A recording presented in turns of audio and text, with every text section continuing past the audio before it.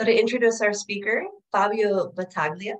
Fabio is a fellow in social policy at the London School of Economics and research fellow, at the Wellbeing Economy Alliance. Prior to joining LSE, Fabio worked as executive research assistant to Professor Henrietta Moore, founder and director of the Institute for Global Prosperity at UCL. In 2022, Fabio successfully passed his viva at the University of Edinburgh without correction. His thesis, whose findings will be presented in this webinar, investigated the factors promoting and inhibiting the use and impact of well-being metrics in Scotland and Italy. And fun fact, he once played on stage with U2, and I want to hear more about that, Fabio. So now I'll turn it over to Fabio, who will present to GDP or not to GDP, identifying the factors promoting and inhibiting the use and impact of well-being metrics in Scotland and Italy.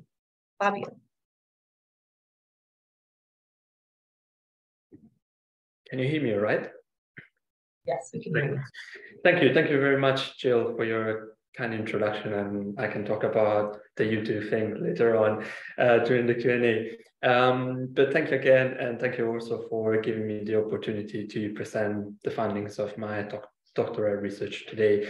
Now, every time I go to conferences on well-being, including also ISQOLS annual meetings, I'm in a way kind of surprised and perhaps also fascinated by the optimism that people have regarding the impact that well-being metrics are said to be having on public policy making. And the reason why I'm surprised is because when you look at the evidence, you see that actually there's a lot of data, there's a wealth of evidence showing us that the use and impact of well-being metrics has been limited to non-existent today. The first study that was conducted, or at least one of the first studies that was ever conducted on the topic, was called PASTEE, and it was funded by the European Union. It essentially concluded that well-being metrics at the time, that was about 20 years ago, were not having really much impact on policy making, particularly at the local level. PASTEE was followed by POINT, also another European Union funded project, in which authors concluded that well-being metrics were having only some use and often no influence, whereby, according to the authors, use denoted they're using like reports or speeches and influence their actual impact on decision making. And we don't need to look at the specific factors that they highlighted, but I would like just to draw your attention on two things here. The fact that, first of all, they identified way more barriers than promoters of change. And that is implicitly telling us something. It's telling us that change has proved hard. And also the second thing that I would like to draw your attention on is one specific barriers, which we will see coming up many times today, which is the subjectivity of many indicators, which according to interviewees were perceived, that interview is perceived as partisan and as of inferior quality. POINT was followed by brain pool, which together with my PhD work remains today the most comprehensive study that was ever conducted on the topic today. And brain pool researchers, and this is also another European Union funded project, they investigated both the supply and demand side of well-being indicators, and they concluded essentially that well-being metrics were not being particularly impactful on policymaking. In fact, in many cases, people were not even aware of them in the first place. And again, we don't need to focus on the specific factors, but it's worth mentioning here again the difference between the number of barriers as opposed to the number of stimuli. And also, I would like to draw your attention here again on some factors that we will see coming up many times today, which is a widespread disapproval of the idea of abandoning economic growth, and also again this skepticism of subjective indicators. Now, you might think, well, but this is just evidence from the global north. do we have evidence from other countries as well? Yes, actually we have studies from all over the world, from Bhutan, New Zealand, from China, Malaysia, France, Canada, Hungary, UK, Germany, and all the evidence is essentially telling us one thing, that yes, there has been some progress, especially in terms of uptake, especially in terms of the spread that the Beyond GDP agenda has had. However, in terms of policy impact, there have been many problems, and wellbeing metrics have not had a particularly great impact, in some cases no impact at all on policy making. And the problem is not just the fact that wellbeing metrics are not being impactful on policy making. The problem is also that we don't really have any piece of work that is telling us the opposite, in which authors conclude that wellbeing metrics have had a transformative impact on policy ex ante and ex post. So how do we bring about policy change then? Well, one of the most used and most popular theories of policy change in the literature is the so-called multiple streams approach by John Hinder. Now, very briefly, just to give a very brief overview of what the approach is about, Hinder identified 3 streams that help promote policy change. The first one is the problem stream. And the problem stream is essentially concerned with the factors that make problems rise or drop from the agenda, from the policy agenda. And a key stage at this point, according to Hinder, is the transformation of conditions into problems, because all problems are conditions, yet not all conditions turn into problems. And Hinder believes that conditions become problems only when we come to believe that we should do something about them, something to fix them. Then there is the policy stream. The policy stream is concerned with the factors that make solutions come up on the agenda.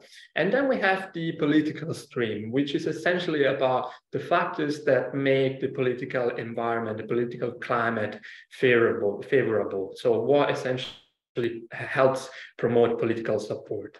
Now, for a series of reasons that I can't really dwell on too much about today, but I actually criticize Hinder's approach for many reasons. But there is one key contribution, one key positive aspect of the multiple stream approach, which is the focus that it places and the emphasis that it puts on problems and solutions. Because when you look at theories of change that have been advanced in other fields, and particularly in organizational behavior, psychotherapy, and decision analysis, you see that problems and solutions, and particularly problem awareness, problem recognition, and solution awareness and solution recognition, these are key elements, key steps that authors identify in the literature of all these fields when discussing change, behavioral change.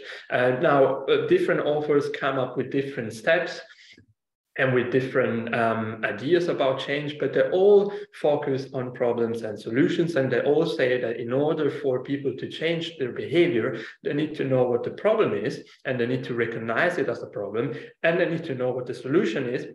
And they equally need to recognize that solution as a viable solution to solve that problem. So we have problem recognition, problem awareness, and solution recognition and solution awareness as key pillars of change. And so building on all these theories, I developed what I call a bridge of change model. And so what I argue essentially in the thesis is that in order for policy change to be brought about, especially in the context of well-being, what we need is, first of all, a problem pillar, and then a solution pillar. And these are then kind of bridged and connected to each other by what I call the context girder. So essentially all the contextual elements that can then help solutions be applied to the problem. Now, to make it more practical and to understand what this means in the context under discussion, this essentially means that, first of all, the flows of GDP must be known and identified as a problem. One or more of the well-being metrics available, they also must be known and regarded as viable solutions. And there is the possibility, and the circumstances allow, to fix any problems of these solutions or of their adoption and use. Now, As you probably have realized by now, I looked at two countries. I compared two countries, Scotland and Italy. Now, these are just some of the most important initiatives that have been launched in Scotland. Starting with Scotland, you might recognize some of them, such as the Oxfam Humankind Index, for instance. But the most important one is by far the National Performance Framework, which is the country's official well-being framework launched by the Scottish government in 2007. And this was defined as a success story by Joseph Stiglitz at the OECD World Forum in 2012, I believe, in Bhutan. I think it was in India. Now, Italy instead has a much more established history of well-being measurement, which starts at the beginnings of the 20th century, more or less. But the initial kind of the first quality of life ranking was published in the 1990s by a business newspaper in the country, and that has become since one of the most popular metrics in the country. And ever since, there have been many different metrics and initiatives launched and developed in the country over time. But in this case too, the most important one is the country's official well-being framework, the BEST, which stands for equitable and sustainable well-being. BEST, according to the Italian acronym, which was launched by the Italian Institute of Statistics in 2013 after a public consultation, which included, among other things, the surveying of a representative sample of more than 50,000 people. And Italy became also in 2016 the first country to embed well-being indicators into national legislation. It was in theory preceded by France with the so-called SAS law, but in practice, Italy was the first country to have done that.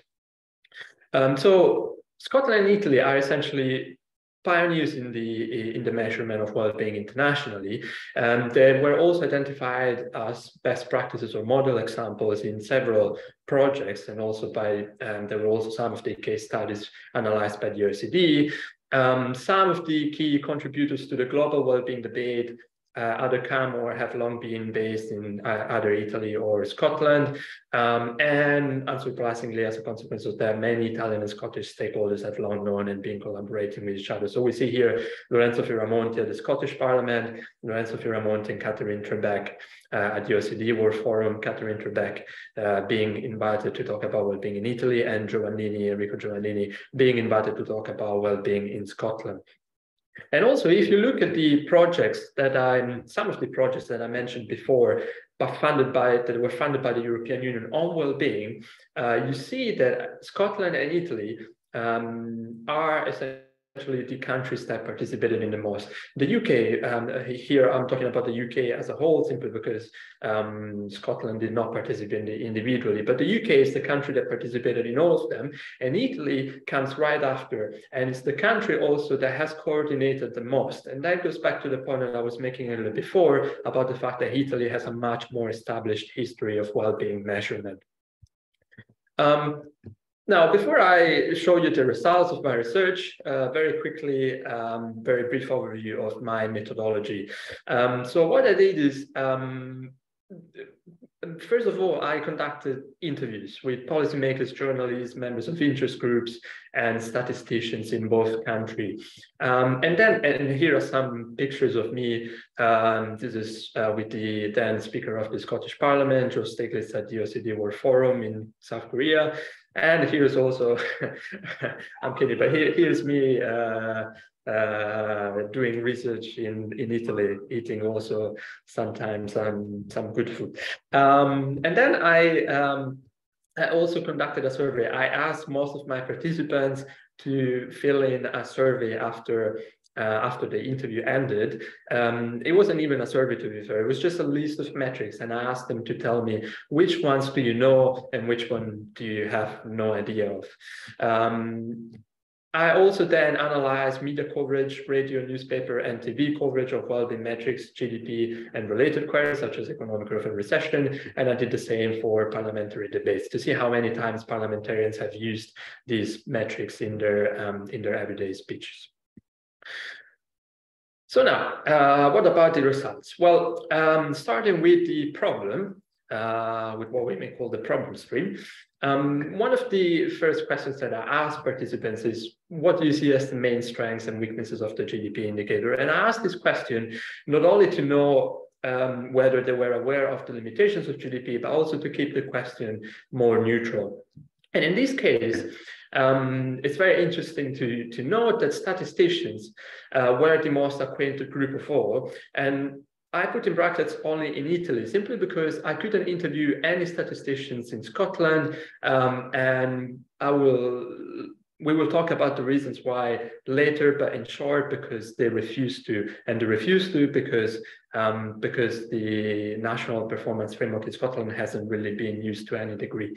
So statisticians were the most acquainted group of all, followed by members of interest groups.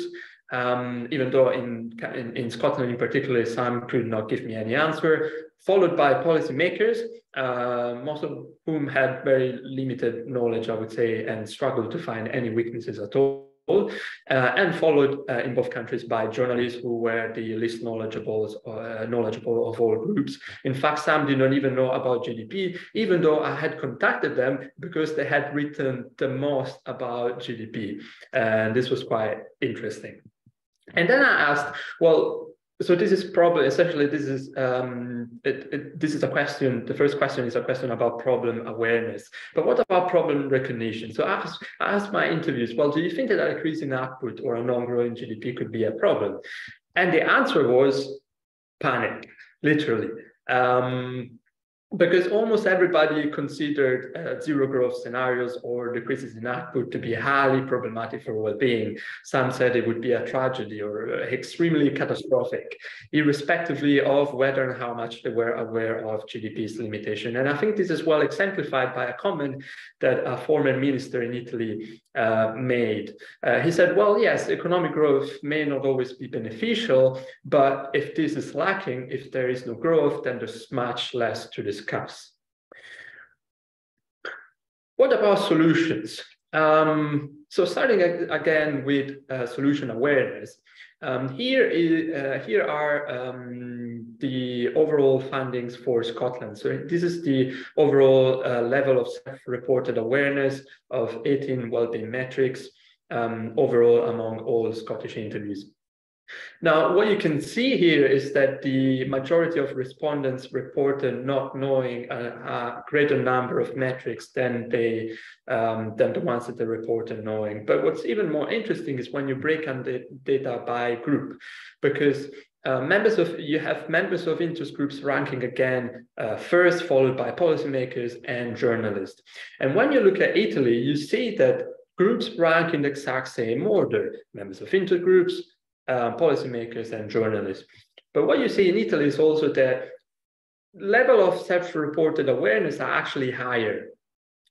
So one may conclude that, you know, when you look at these graphs, even at the Scottish one, you may tend to conclude that people seem to actually be quite aware of well-being metrics. But it's very important for you to understand that the red bars in both graphs are by far an underestimation, whereas the green bars are by far an overestimation. The reason being that when I asked people to complete this survey, their answers were influenced by essentially by peer pressure, social pressure, or by the fact that they didn't want to appear ignorant. And I'll show you why and how by showing you some of the comments that they made as they were completing the survey. So some people, and these are all comments, the comments that you will see are comments from people that they reported knowing all metrics. So those who contributed to the green bars that you've just seen. And some of them thought that these indicators were not actually indicators, but that they were concepts. So some people thought that they were not being asked about the human development index, for instance, but about human development. They didn't know what these indicators were at all, and yet they said that they knew them. And then others, I believe, they left very little room for interpretation. And these are, again, all comments from people that report knowing these metrics. So in some cases, they had absolutely no idea of what these metrics were, and in other cases, they didn't want to appear ignorant. But interestingly, what I also found is that when I was having a conversation with someone that I interviewed for my research, they told me that the Scottish government had run an internal survey in which they found that 40% of people were not aware of the fact that the NPF had been refreshed. So just to give some context, the NPF was refreshed several times over the years, the last one in 2018. And so apparently they conducted this study, this survey, and they found that people were not aware of that. So I asked them, well, who can I talk to find out whether this is true or not? They gave me the contact of the person to get in touch, and I found out, and I talked to them, and they told me that actually, the final results were much worse because they found that 40% of people, and they ran the survey across the entire organization of the Scottish government, 40% of people had no idea whatsoever of what the National Performance Framework was. So overall, we don't know exactly how many people were aware of the fact that the National Performance Framework had been refreshed, but it's probably between 10 and 20%, 11 years after it had been launched. So clearly, if they were not aware of it, that means that they had never used it before then. But what about solution recognition instead? Well, here, what I found is that there was an almost unanimous agreement among all groups and in both countries that GDP should not replace, but rather integrated with other metrics. And that is because GDP was seen as, again, important for the creation of well-being. So there cannot be well-being if there is no economic growth, essentially. And there was also a unanimous skepticism of subjective indicators in both countries. And these are just some comments in which you see interviews making this point. You see someone in Scotland, for instance, saying, well, yes, I accept that we need to do more than GDP, but then the more subjective it becomes, the uneasier I get. What about the context instead? Now, in this case too, I don't want you to focus on the specific factors, okay? But just have a look at this slide. What you can see here is the much longer list, the much wider list of barriers as opposed to stimuli. And these are all things that people mention in the interviews without being prompted. So I didn't ask them about specific factors. These are just things that they mentioned during the interview. So this is telling us something, and it's telling us that well-being metrics are really finding it hard to have impact on policymaking.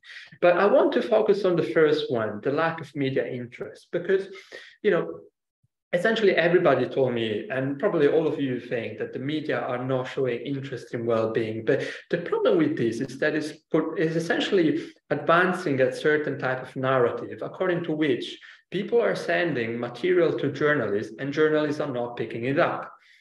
But this is not actually the case. So in Scotland, for instance, on May 1, 2019, the Wellbeing Economy Government's initiative, together with the Scottish Government, organized the first WeGo Policy Lab.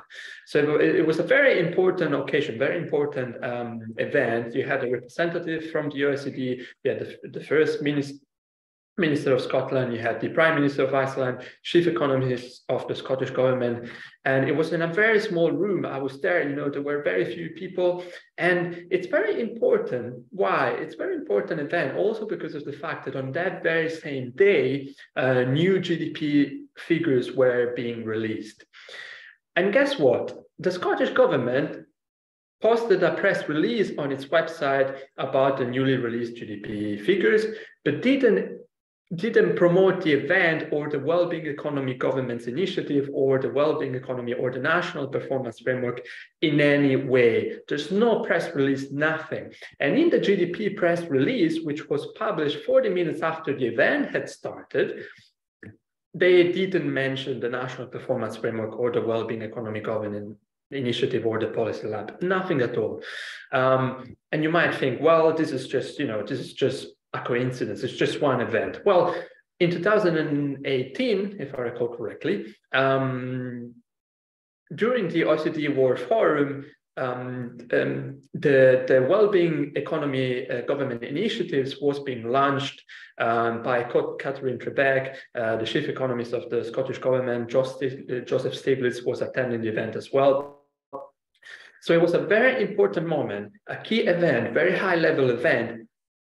So surely the Scottish Government promoted the event in some way. Well, actually, you can't find anything on the government's website. They didn't promote it in any way, nothing at all, which obviously meant that there wasn't any coverage of that in the media. But you will say, well, Fabio, you're just making us hear what you want to hear. Surely there are other examples. Well, in 2019, the Scottish Government published the first well-being report. This is essentially the only publication to date in which the Scottish Government essentially summarized the findings, the trend of the indicators of the National Performance Framework over time. It's not particularly detailed, but it has, has a lot of information about the trend of indicators over time, and it's the first publication. Well, surely in this case too, it's a very important moment, very important publication. Surely the government promoted it and tried to disseminate it. Well, in this case too, they didn't publish anything, no press release, no attempt to disseminate whatsoever. And this then explains very well why, when you look at the number of page views that the NPF website received over time, you see that in 2018, when the NPF was refreshed and a new website was launched, the new website generated half of the page views that the previous website did. So in just 3 years, the Scottish Government was able to halve the number of page views. And again, that's because they have no dissemination strategy at all. So it's not really surprising now that when I ask people, well, can you give me any examples of cases in which the NPF or the BES in Italy had an impact on policy making leading to policy change? It's not surprising that these are the answers that I got. And really, people struggle to mention any examples at all. The vast majority of interviews in both countries, they couldn't cite any examples. Indeed, they made long silences before telling me, no, there's no example that I can give you. But often because they didn't even know what these metrics were in the first place. Indeed, the most frequent answer that I got was this one, the what? They had no idea what these metrics were. And this was the first time that I was mentioning them in the interview. So they really had no idea what I was talking about. So probably you have seen this TED Talk by Sturgeon on well-being. It's very popular. The Scottish Government is very proud of it. Now, as you know, TED Talks are very practical. You usually talk about a problem, a solution, and you want to give people, you want to inspire people, and you want to tell them how they could solve a problem in their life. But in this particular talk, Sturgeon gives at no point an example of how either her or the Scottish Government in general helped achieve a well-being economy. And so I strongly believe that the Scottish case is actually a good example that shows that all the glitters is not gold. You hear Scotland making the headlines all the time, together with New Zealand and Iceland, but actually they're just empty words. Behind that, the Scottish government hasn't really done anything in practice. When looking at newspaper coverage of well-being metrics, we kind of get the same result. Now we start, I'll show you the results for newspaper coverage first, and then we look at radio and TV. So here are the number of articles mentioning more than 20 well-being metrics in both countries by metric. And essentially, what I want you to focus on here, very simply, is that in the case of Scotland, the National Performance Framework is one of the least mentioned metrics, whereas in the case of Italy, the official framework is the second most mentioned one. And the same, you can find the same also when you look at data for radio and TV coverage. Now, you need to remember that here, we're not only talking about newspaper coverage, in the sense that this is also telling us how many times policymakers have been referring to these metrics when talking to journalists. So this also helps us understand whether policymakers have used these metrics when talking with journalists or when talking in public. And in this case, you can see very clearly, in Scotland, the MPF hasn't really been mentioned to any degree. In Italy, instead, the BES managed to become the second most mentioned metric in the country. When you look at data broken down by year, you can see that there was a sharp decrease in 2020 in both countries. And in Scotland, you see that the coverage overall kept decreasing in 2021, and it increased in 2021.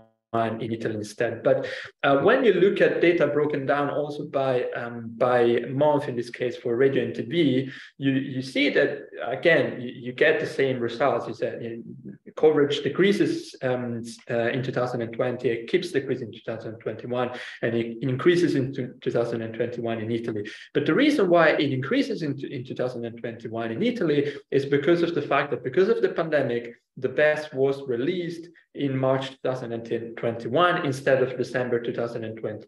So the National Institute of Statistics in Italy releases the BES every year, releases a report, contrary to Scotland, every year at in December. But because of the pandemic, they had to postpone it to March. And so once you take that into account, actually you see that coverage keeps decreasing in both countries. And so, we always hear about the fact that the pandemic was an occasion to build back better, but actually it was an occasion to build back worse.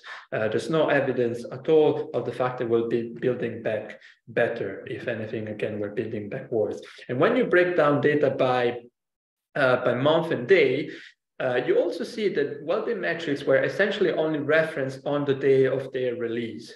And so this is telling us that, that well-being metrics producers, they're quite good at crafting press releases. Some of them are released, but well-being metrics are not really being used to spark a debate throughout the year.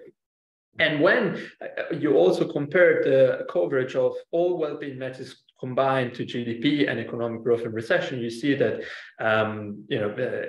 they're just not really comparable. And during the pandemic, interest in GDP and related queries, it increased hugely, I would say, to then go back to its pre-pandemic levels. Whereas there's no increase in interest in all well-being metrics combined.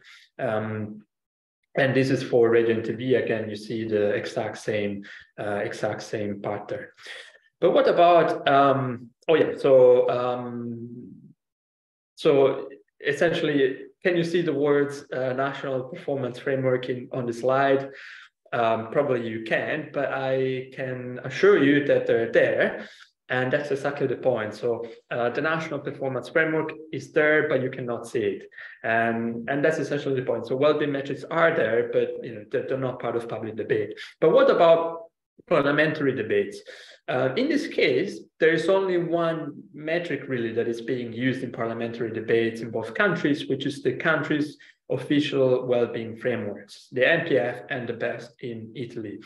But here too, you see that when you break down data by year, actually the pandemic didn't increase interest in them in any way. In fact, interest and use of these metrics decreased. In the case of Scotland, it's also worth mentioning that, yes, there are two peaks there in 2013 and 2018, but the reason why you see two peaks is because policymakers, parliamentarians were in a way forced to talk about these metrics in those years. There were some events in which they were essentially asked to talk about well-being, but they didn't mention it proactively on their own initiative. And you can see that also when you break again data by month and by day, well-being metrics were mentioned essentially only on the day in which some sort of event happened for which they had to talk about it, but not because they were using it proactively. And when you break up data by party, and especially by MSP, you also find very interesting results. So in the case of Scotland, for instance, Sturgeon is among the ones that mentioned it the least. She only, I think she only referenced to the National Performance Framework 19 times overall over more than 12, 13 years. In fact, again, in the TED talk that I mentioned before, she says, well, I'm determined to put well-being at the heart of everything. But then guess how many sessions she's mentioned the NPF since 2013? Just 2.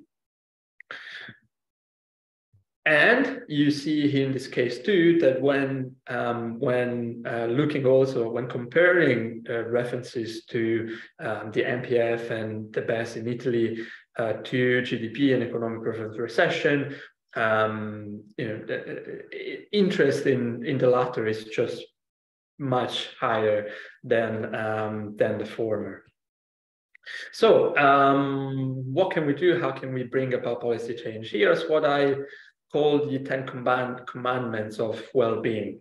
The first one, and to me this is the most important one, it's crucial to increase awareness of GDP and its flaws. It may be surprising, but many people do not know what the flaws and limitations of GDP are, or what GDP is in the first place. And we cannot expect people to use a certain solution if they're not aware of the problem first.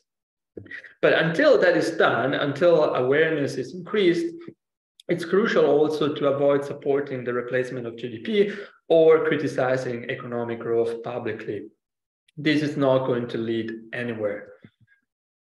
Third, it's very important also to promote well-being more when the economy is growing as opposed to periods in which the economy is not growing. The reason being that when the economy is not growing, the attention is on GDP. Because that is the problem. What the people are trying to do is to put the economy back on a growth track. So interesting, promotion of well-being metrics should take place more when the economy is growing, because that's where when it's more easy to promote the well-being agenda. It's very important also to strengthen solution awareness and solution recognition. In other words, to make sure that people are also aware of well-being metrics, and to also develop possibly national, official, and independent frameworks. So the NPF is a national and official framework. However, it's not independent, and this is one of the reasons why it hasn't been particularly impactful and covering the media either, because even though in Italy there have been, I think, 8 governments in the last few years, way more than in Scotland, the BEST is run by the National Institute of Statistics, which is an independent body, and it's not really affected by politics as much as it is the National Performance Framework in Scotland, which is why many people in Scotland are skeptical of the NPF. And I believe it's also important to consider diverting resources if metrics are not being used and impactful. The Social Progress Index, the World Happiness Report, and so on and so forth, they have 2 goals: to spark a debate and to be impactful on policy. They're not being impactful on policy, and they're not really sparking a debate either. So perhaps it's better to divert those resources to other metrics and especially the national official independent frameworks, and make sure that those ones, which are the ones that people really believe to be the only authoritative and usable and viable frameworks, to make sure that they are being used and more effective. To emphasize the use of subjective indicators, I know that some of you will say that subjective indicators are very important, and it is, yes, indeed very important to collect subjective data, which is why I use the word de-emphasize here. The subjective data should not be collected anymore, but their use, especially publicly, should be de-emphasized, especially when trying to achieve policy change, because policymakers, journalists, they are highly skeptical of them. Indeed, even statisticians are highly skeptical of them. So perhaps it's better to focus on objective indicators first, try to get those ones embedded into national legislation, or to get those ones used, and then bring the subjective indicators in. Draft and make press releases available to journalists. This may sound obvious to some extent, but as we've seen, it's not the case in Scotland, for instance. Regularly report on progress. Again, this is also not the case in Scotland, where it is the case in Italy. And as we've seen, this helps a lot to increase media coverage. And last but not least, reconsider expectations around composite indices. Many people believe that the reason why the media are not interested is because we're lacking a composite index. That's not true. That's not what the data show. In fact, almost all the well-being metrics that I've shown you, they are composite indices, and yet they're not being picked up.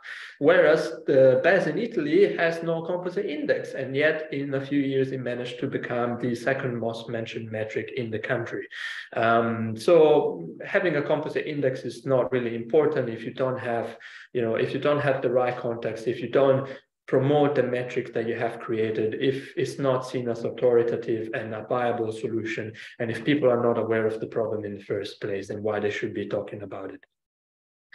So that was all from me. Thank you very much. And I am now very happy to take any questions that you might have. Thank you so much, Fabio. That was a fantastic presentation, very interesting. Obviously, more work to be done to bridge the gap between research and policy making. So thank you for an excellent presentation overview. This is our time for questions and answers. So if you have a question, we would love for you to see we have one already. Raise your hand. Feel free to turn on your microphone and your video, or put it in the chat, and we'll address that. So Gabrielle. Yes, hi. Do you listen to me? Are you listening to me? Yes, we hear. Okay, thank you.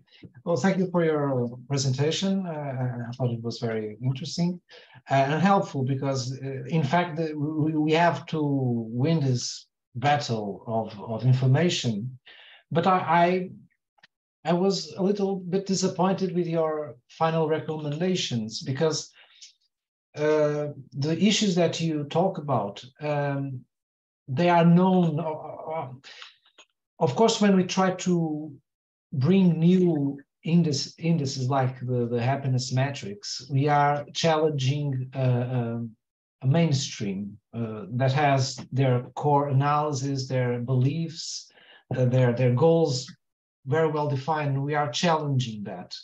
But isn't because we are challenging those core beliefs that this is important? Because what I'm trying to say is that if we play along, maybe we will be regarded as useless. Whereas if we mark our differences, we might get more attention, even if not now, maybe in the future. Synthesizing, is this a problem of winning in the long term, but losing in the short term? Well, I think it's a very long short term, because it's been going on for 80 years now. So I think it's not a short term anymore, because the conversation about the limitations of GDP and the need to look beyond it has been going on since the 1960s already, perhaps even earlier than that, since Kuznets himself already highlighted that.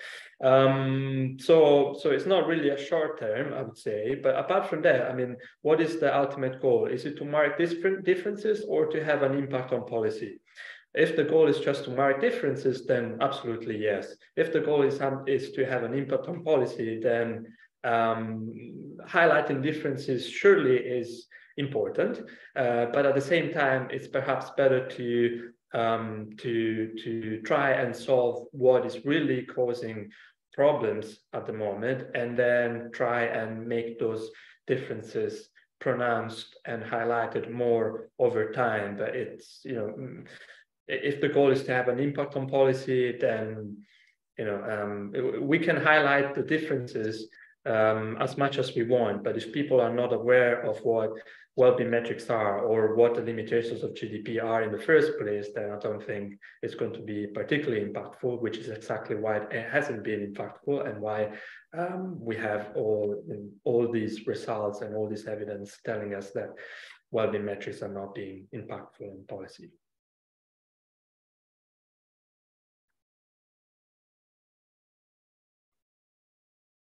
Thank you, Gabriel. Did you have any follow-up questions or comments?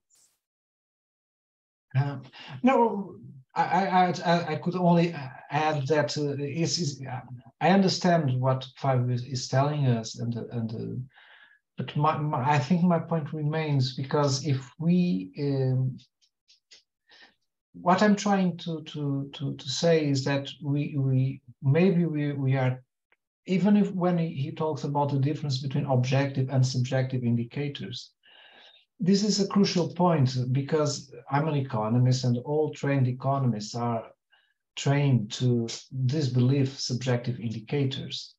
And so when we put forward subjective indicators, obviously we are facing strong resistance.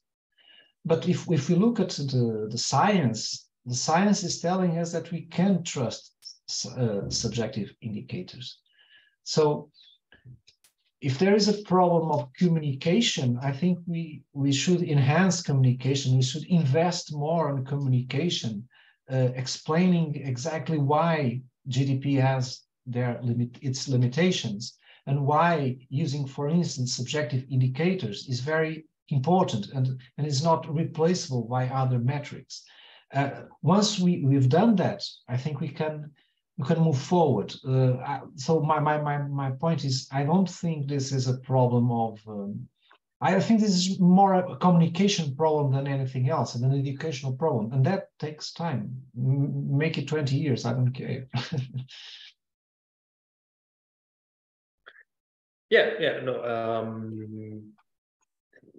It probably is a communication problem, but I think especially because I don't think we have much time left, especially if we want to achieve very ambitious environmental objectives, and if we want to make sure, you know, we bring our economies on a sustainable pathway. I don't think we have that enough time to make sure people understand the importance of subjective indicators. I think it would be better. I mean, this is what the data are telling us, that it's, you know, there are many problems, but the main problem is not really the subjective bit. And I would, you know, if I had to choose between investing more resources into trying and get the World Happiness Report and the importance of the World Happiness Report out there, as opposed to instead, say, embedding a series of objective indicators into national legislation, I would go for the latter option. And you see that in Italy too, the indicators that were embedded into national legislation, they're all, except for one, which is a hybrid, but they're all objective ones. And essentially that's because policymakers are skeptical of subjective indicators. So it's great. I think it's great to start. I'm not saying that, you know, again, I'm not saying that subjective indicators should be dismissed or should be overlooked. I'm just saying, let's focus, let's put the attention, let's put the public's attention on the objective part more than the subjective, and then let's try and get the subjective one in alongside, behind the scenes. But because there is a very big problem in terms of skepticism, even among the people that are supporting the well-being agenda, it's really, it can also be counterproductive, because when you look at the coverage of the World Happiness Report, this is something that I couldn't mention, but when you look at the report, the coverage of the World Happiness Report and the Gross National Happiness Initiative, actually some of the coverage is negative, and people are mocking them and they're making fun of them. And this is not helping promote the well-being conversation in any way. And it can be really damaging at the same time. So it's not about not collecting data. It's not about trying to state and reiterate the importance of subjective data, but it's about trying from a kind of overall policy perspective and media perspective to try and bring the objective indicators first, to make these to kind of overcome these barriers and then bring the subjective indicators in. But thank you anyway, Gabriel. I understand the points that you're raising.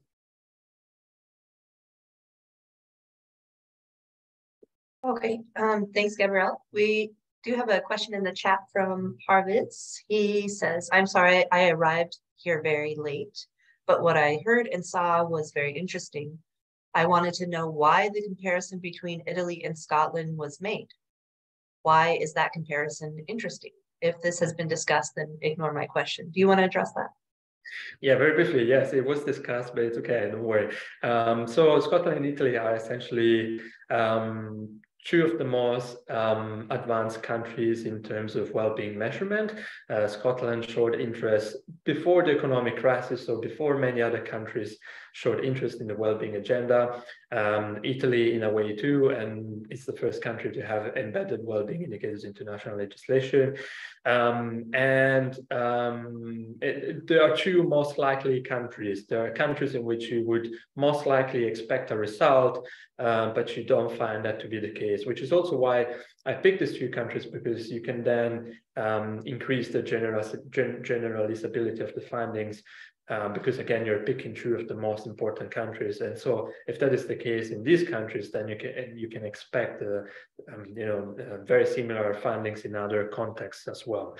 And then there are also two countries that participated in many well-being research projects.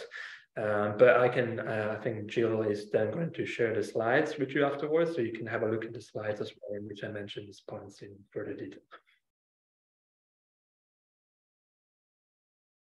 Did that answer your question, Parviz? I hope so. He says, thank you. We have a hand raised. I'm sorry to pronounce your name. Is it Kansime? Johnson, Kansime, if you want to. Sure. Thank you. My name is Johnson Kansime. Thank you so much, Fabio, for the presentation. I would go straight to your recommendations. From my side, you really began well with the first recommendation and the second recommendation. But then when it came to the third recommendation, promote well-being more when the economy is growing, I asked myself, when shall we ever have the economy growing? At what point can we decide that now the economy is growing and now we should now begin to promote these kind of metrics that are very important? Then the other question, that's the first question. The other question is it possible? Do you think that it's possible that it's us, the scientists, who are not communicating clearly? Because I have a thinking that it's possible that the problem is communication, that perhaps our communication of the metrics is rather not clear, or the metrics are actually too complex for the policymakers or for the politicians to understand, or even for the press to understand. So is it a problem that the politicians or the press are adamantly refusing to understand, or it's just that our communication is not clear and that most of the metrics that we present are rather complex? Thank you.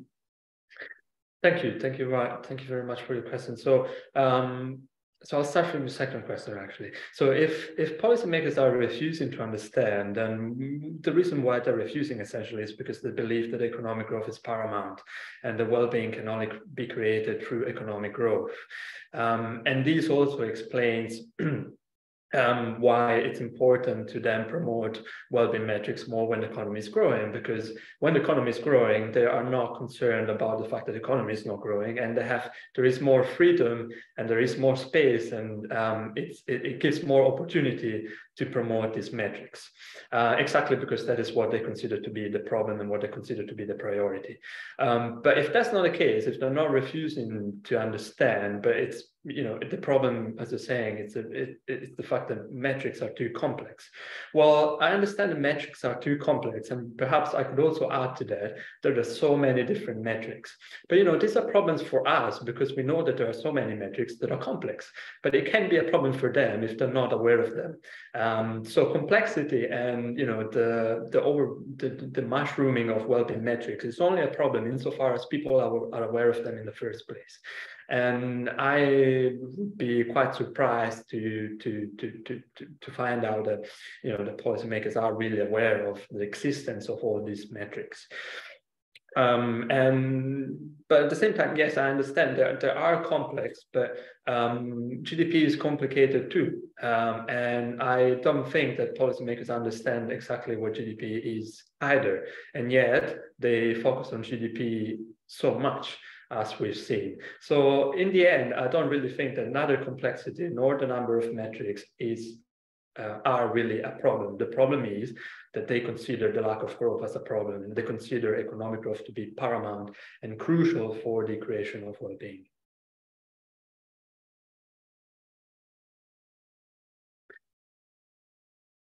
The first question?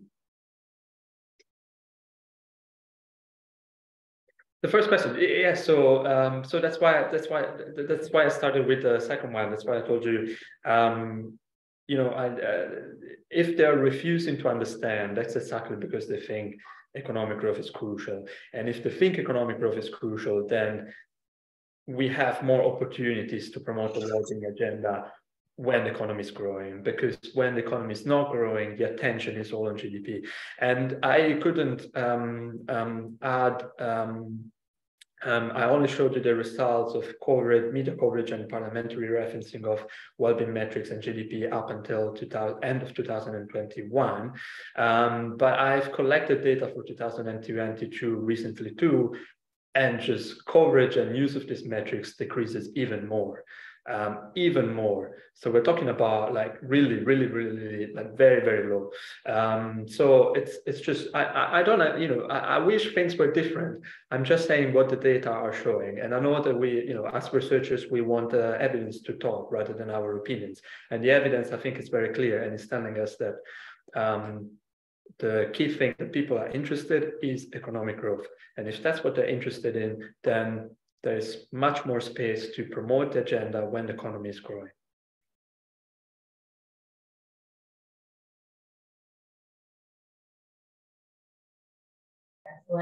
Johnson, did your questions get answered? Do you have Sure. He has thrown a lot of important insights. Thank you so much, Fabio. Thank you. Thank you. We do have time for one more question, maybe, if anyone else has a comment or question. I do see Pascal is here. He currently lives in Italy, so I'd be curious to hear his opinion. If Pascal, you have any comments? I'm just curious also, Fabio, was there total resistance when you conducted your interviews with the policymakers, or was anyone open to suggestions you might have had, or were they curious to learn more, or was it, I don't know anything about that and I don't care? Was that the common response that you received? In some cases, yes. In some cases, no. It depended a lot on who I was interviewing, because I tried to interview people who I knew were interested in the agenda, and so obviously they were very happy to talk about it and so on. But I also balanced that by interviewing people that had that had never participated in well-being related events, or that had never talked about the agenda. And whenever I asked them specific questions about the metrics, in particular, the interviews were very short, and they were very short because they just had no idea. And so I went from interviews lasting 3 hours to interviews lasting 10 minutes. Interesting. Pascal, I see you here on the screen. Do you have any comments? Hi, Jill. Yes, I want to, if there is time, I want to ask to Fabio. First of all, I appreciate very much your work, Fabio. It's a very good piece of work. My question is about the fact that I don't see any reflection about the political economy side of the story. Because of course, it's not just about information, communication, knowledge, and the fact that people does not know what are well-being measures, but there is also more a deeper problem in terms of political economy, because GDP is important for many groups and people, and they try to make it a very fundamental reference for any political and economic decision. And there is a strong support for this kind of reference in not only in the political, but also in the economic debates. And of course, this is true not only in Italy or Scotland. It's a more general problem. And I wonder if you have ever analyzed these important aspects that is not just cultural or about knowledge, it's about interests. Yeah, so I hope, well, thank you for your question, Pasquale. I hope I've understood and I'm interpreting your question correctly. But so, yes, some people and some groups and organizations have, we could call them vested interests or interest in GDP and growth, but most of the times, the reason why they have an interest is because they believe that growing is good and not growing is bad, and essentially because they associate and they essentially think that whatever is positive and grows, whatever grows is positive, whatever doesn't is negative. And so, if you run a business, you want the business to grow, and you don't think about, you don't consider the possibility of the fact that if a business doesn't grow, it might be positive. And so there might be interest, but interest, I think most of the times they are driven by this belief that growth is good and non-growth or degrowth or whatever is not good. In some cases, and this is also why in Italy, for instance, you find a lot of skepticism about degrowth in industry circles, because the idea that the economy shouldn't grow is really seen as the worst possible scenario ever among businesses and the third sector. But actually, in some cases, I think that even business leaders, they are actually supporting the well-being agenda without even knowing. It's just that they don't see the fact that they just perceive that growth is always good. And that I don't know, I didn't focus on interest specifically, but I think that in the end it comes down still to the fact that especially when you run a business, for you what matters is growing, and then therefore you see the state as a sort of business, and the state should grow too, and you don't consider the possibility for the economy overall not to grow as positive. I know it probably doesn't answer your question fully, but in short, no, I didn't focus on interest specifically, but I do think somehow they are related to this idea that economic growth is fundamental for well-being, and it's a sort of prerequisite for well-being, because something that doesn't grow is essentially bad. Thank you. It's a challenge. I will think about it. Thank you. Any other questions or comments? Fabio, I could have missed perhaps some parts of your presentation, but I was wondering, apart from the policymakers and people from the press or the journalists, I wonder whether you had also focus on the general population or the general public. I know this is perhaps this could have been out of the scope of your study, of your work, but I think it can be very important for us to understand if the general population itself understands the kind of metrics that we are presenting to them, whether they acknowledge that actually well-being is important for them, because there's a possibility that it's us, the researchers, who think that yes, well-being and the well-being metrics are actually very good and they're very nice. And the populace, the politicians and the journalists don't know nothing about this. Yes, thank you very much again. So, I didn't focus on public awareness of these metrics or perception or support for these metrics in the work as such. But we do have some evidence. We do have some surveys that were again conducted by the European Union, even though they are. And in this surveys, they essentially find that in many countries around the world, including some of the European Union countries, there is interest in going beyond GDP. But actually, when you look at the methodology and how the survey was conducted, it's full of limitations. So it's not very reliable. Apart from that, I don't think we have any other data, but you can use other data as proxies.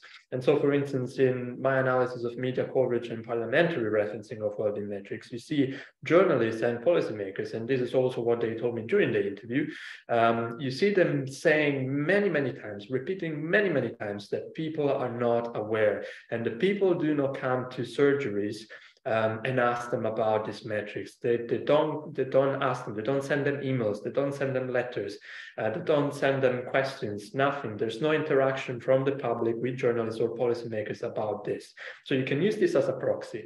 And in addition to that, there are some other studies that look at people's perception of economic growth and their awareness of GDP. And you see that there's a study in Spain, Van der Berg et al., I think. They look at public's perception of GDP, and they find that people expect the economy to grow by